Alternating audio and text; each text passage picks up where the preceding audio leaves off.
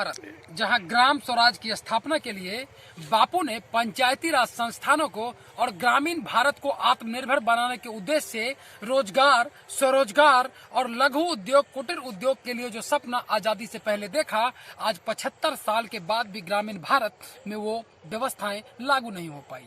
ऐसे में जो कृषि आधारित व्यवसाय है, जो कृषि आधारित प्रोफेशन है, उसकी स्थिति बहुत ही खराब है। किसान का इनपुट कॉस्ट ज्यादा आता है, लेकिन उस हिसाब से किसान को उनके फसल का मुआवजा नहीं मिल पाता। अगर सीधे तौर पर ये बात करें तो देश के कई बड़े अर्थशास्त्री एग्री इकोनॉमिक्स पे अपनी थ्योरी दे चुके हैं, लेकिन आज भी ग्रामीण भारत उन इकोनॉमिक्स की थ्योरी से काफी दूर है। जहां एक किसान एक दाना डालता है खेत में तो वो 10 दाना होता है, 20 दाना होता है, 20 गुना होता है। उसके बाद भी किसानों की आय में बढ़ोतरी नहीं हो रही है।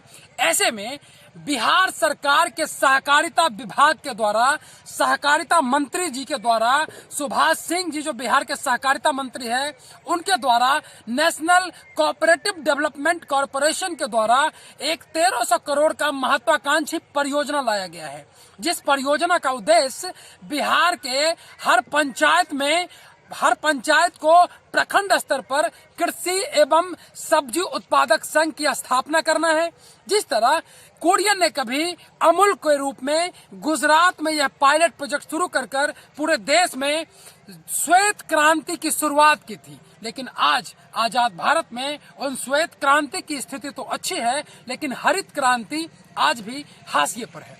ऐसे में यह सवाल उठता है कि सरकार के द्वारा जो 1300 करोड़ रुपए उन फल एवं सब्जी उत्पादकों के विकास के लिए और उन्हें इंफ्रास्ट्रक्चर देने के उद्देश्य से जो बनाया गया है, यह योजना कैसे उन किसानों तक पहुंचेगा जिनकी माली हालात काफी खराब है।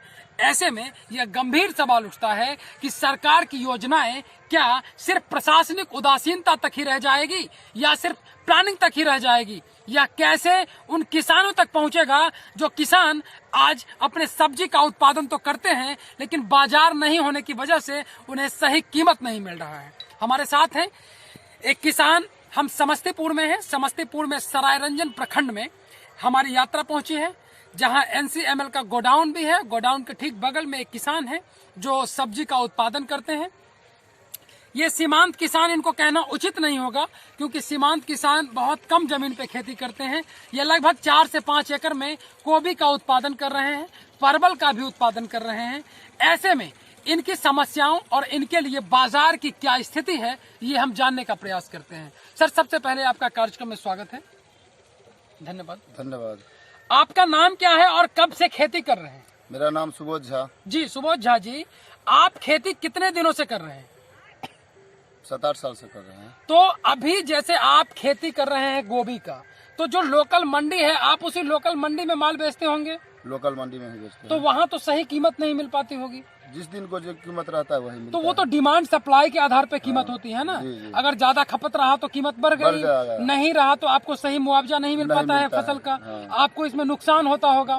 ऐसे में सरकार के द्वारा एक NCDC के द्वारा, नेशनल कोऑपरेटिव डेवलपमेंट कॉरपोरेशन के द्वारा एक नोडल एजेंसी बिहार सरकार को बनाया गया है, और इसमें सरकार के द्वारा हर प्रखंड में सब्जी उत्पादकों के लिए एक सोसाइटी बनाया गया है। जिस सोसाइटी के जो मेंबर्स होंगे, उन मेंबर से वो सरकार की जो गवर्नमेंट ऑर्गेनाइजेशन है, कोऑपरेटिव ऑर्गेनाइजेशन, वो सब्जी खरीदेंगे और किसानों को अच्छा मुआवजा मिलेगा। इसके बारे में आपको जानकारी है? जानकारी तो नहीं है। तो आप इसके लिए प्रयास करें।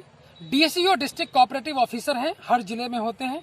DCO से आप पूछें कि आपके प्रखंड का कौन BCO है, ब्लॉक कोऑपरेटिव ऑफिसर, उनको ये पता होगा और वो आपको बताएंगे। तो आप हमें ये बताइए कि जैसे अभी आप लोग खाद लेते हैं, बीज लेते हैं, या जो सिंचाई की व्यवस्थाएं हैं, सरकार की भी लघु सिंचाई को लेकर कई योजनाएं हैं, ऐसे में आपको खाद और बीज कहाँ से लेते हैं? खाद तो पैक्स से लेते हैं। पैक्स से। इस बार तो खाद में जैसे इफ्को ने इस बार कई सारे खाद को भी रोक दिया है, सरकार ने प्राइस भी बढ़ा दिया है, सब्सिडी भी बढ़ा दिया है, लगभग 1200 रुपए में DAP मिलना है, लेकिन इफ्को के द्वारा DAP भेजा नहीं जा रहा है।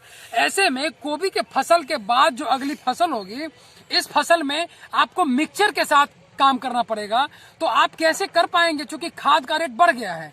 जो इफ्को के द्वारा खाद इंपोर्ट की जाती है, वो खाद जिस देश से इंपोर्ट किया जाता है वहां से खाद की आवाक कम हो गई है। तो आप लोग प्राइस को कैसे देखते हैं? खाद बीज में जो रेट बढ़ रहा है, जिससे किसानों की लागत बढ़ रही है, इनपुट कॉस्ट बढ़ गया है, जिस वजह से खेती में मुनाफा कम हो गया है, ऐसे हालात में आप सरकार से क्या उम्मीद करते हैं? सरकार इस पर सोचे और सब्सिडी दे। सब्सिडी के अलावा जो लोन वगैरह की प्रक्रियाएं हैं, जो जटिल हैं, किसान क्रेडिट कार्ड हैं, इन सबों का सुविधा तो आप लोगों को नहीं मिलता होगा। नहीं मिलता है। तो ऐसे में सरकार के ऊपर यह एक बहुत बड़ा सवाल है कि जिस तरह देश की अर्थव्यवस्था कृषि आधारित अर्थव्यवस्था है, और कृषि आधारित अर्थव्यवस्था में जब किसान शोषित और पीड़ित महसूस कर रहे हैं, ऐसे में सरकार का जो किसानों को लेकर सपना है, उन सपनों का क्या होगा? वीडियो टीम के साथ गौतम कुमार, समस्तीपुर।